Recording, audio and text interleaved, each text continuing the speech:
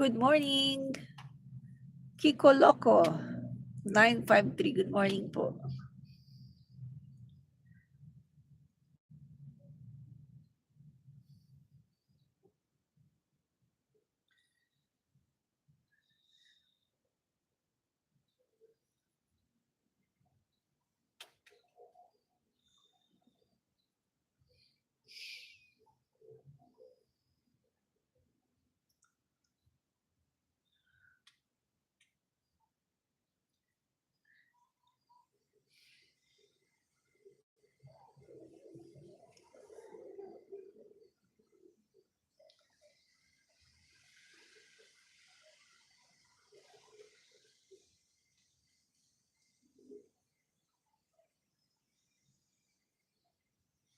Yan. Hello, Elvira G. Yan. Good morning. Good morning po sa inyo. Okay po ba ang ating sounds? Yan. At saka si Paul. Paul Perez. Yan. Hello, God bless.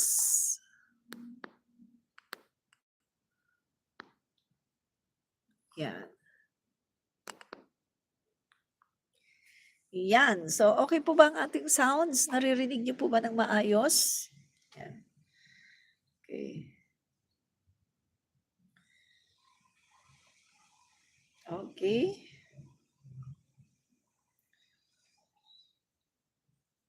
Okay po. Yan. Loud and clear po. Yan. Okay. So, loud and clear pala. Maraming salamat, Elvira G. Yes, the sound is okay. Kiko Loco. Yan.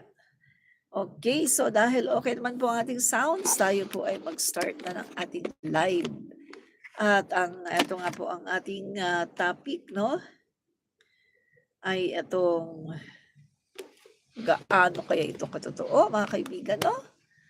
The Money Man of Davao Mafia. Uy, the Money Man of Davao Mafia. Sino ba to? Okay, sino kaya itong tinagurian na the Money Man of the Davao Mafia? Yan, sino kaya to? Sino ba ang hula nyo, mga guys? Sino itong Money Man?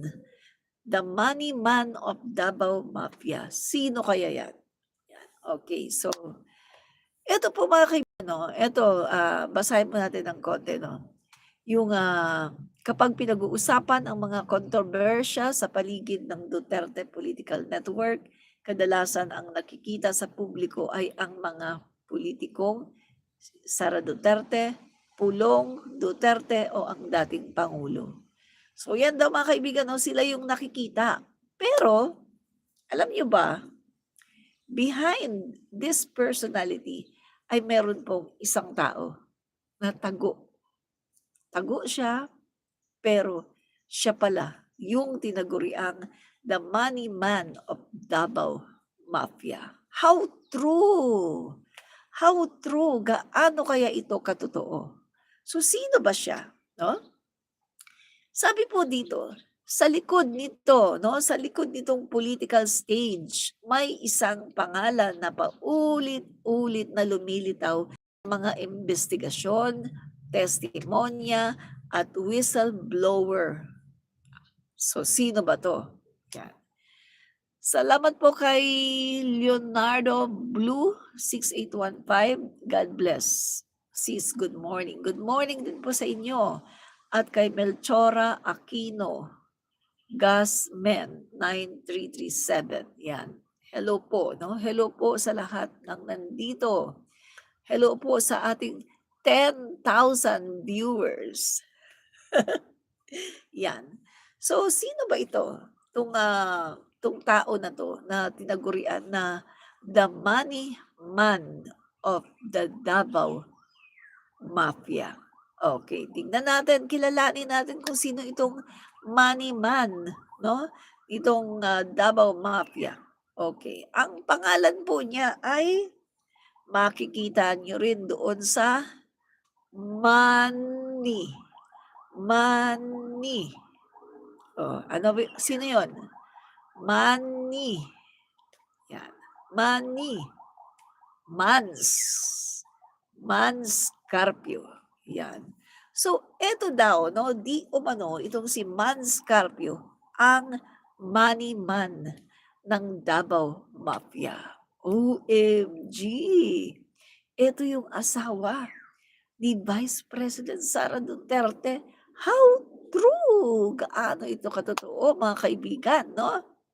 So, sabi dito, hindi man siya elected official, hindi rin siya frontliner sa politika.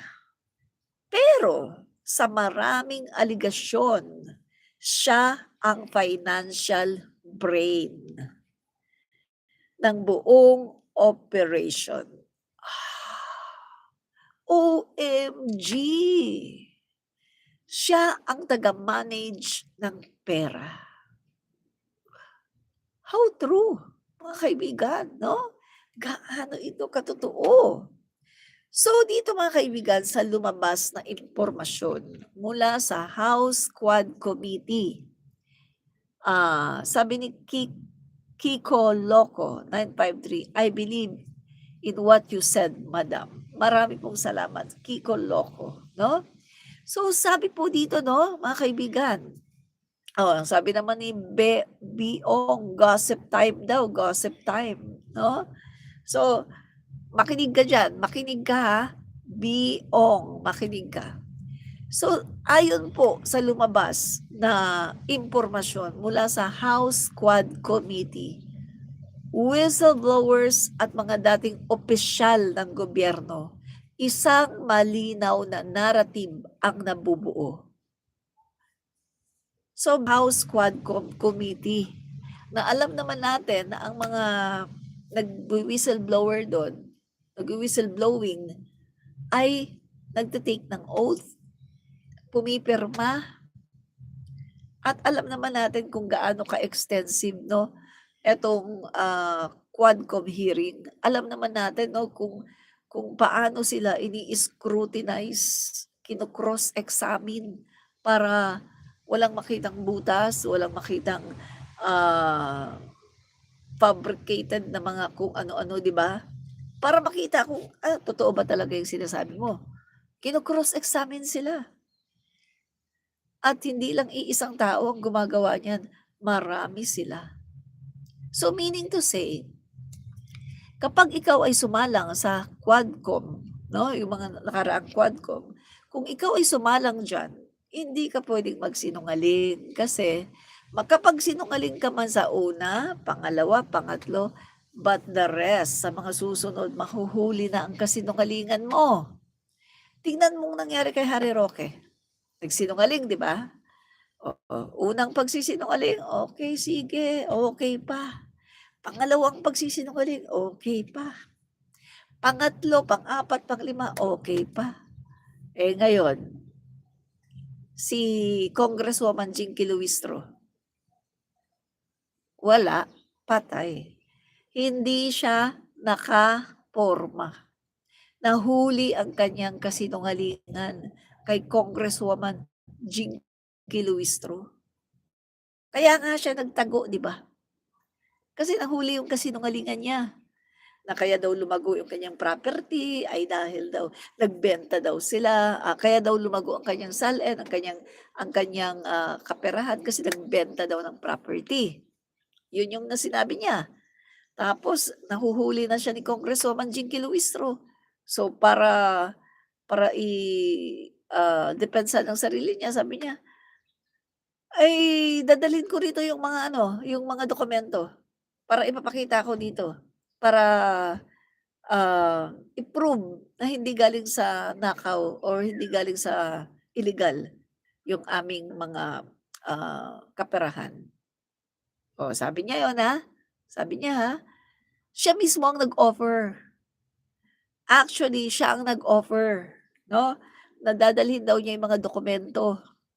Ipapakita daw niya sa Quadcom para makita daw na ang kanilang kayamanan ay hindi daw nanggaling sa illegal. Siya ang nag-offer. Oo, kinagat naman ni Congresswoman Jinky Luistro, "O Sige, 'yan. Aantayin namin 'no, aantayin namin ang mga dokumento na 'yan. Oh, tapos anong nangyari? Magmula nun, nagtago na siya, pati ang kanyang asawa ay hindi na rin makita, 'di ba?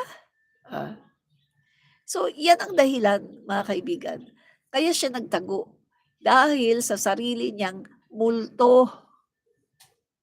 Wala kasi siyang maipakita, eh, na dokumento, eh, na talagang totoo na siya ay nagbenta ng property.